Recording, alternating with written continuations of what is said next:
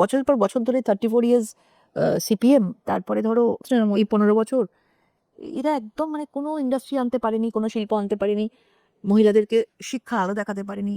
ওই লক্ষ্মীর ভান্ডার 1500, এখন আবার এই ভোট এসছে বলে আবার এই যুবসাথী শুধু টাকা দিয়ে, মানে এটা খারাপও লাগে। আমি বলছি না কাউকে টাকা নেবে না, টাকা সবাই জীবনে নেবে, টাকা নেই, কিন্তু কি হচ্ছে, ভবিষ্যৎ কি আছে, হোয়াট নেক্সট কদিন তুমি এভাবে টাকা দিতে পারবে, এরপর তো তুমি চলে যাবে। তারপরে তো তাদের জন্য তো অনেক দেরি হয়ে গেল না?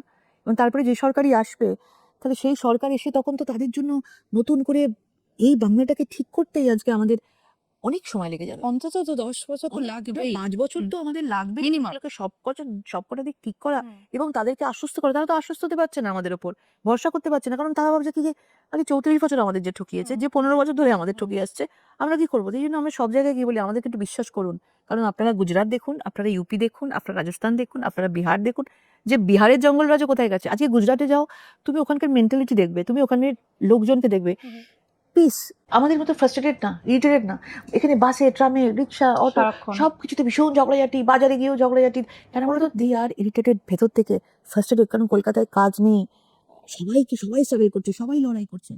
কত লোক আছে যে তারা খুব কম পার্সেন্টেজ আছে যে তাদের একটা ঠিকঠাক ভাবে চলে যাচ্ছে, কিন্তু বেশিরভাগ লোকদের তো এরকম অবস্থা। আমিও দেখতে চাই যে না, গুজরাটের মতো মানে এরকম একটা আমাদের বাংলার প্রত্যেকটা মানুষের মুখগুলো তারা অনেক সুস্থ হয়ে যাক, মানে তারা অনেক ভালো থাকুক, এটা আমরা সবাই চাই। সেই জন্যই আমরা বারবার বলি যে আমাদেরকে একবার ভেবে দেখুন, আমরা চান্স দিন, একবার সুযোগ দিন, দেখুন আমরা বাংলাটাকে কি করতে পারি।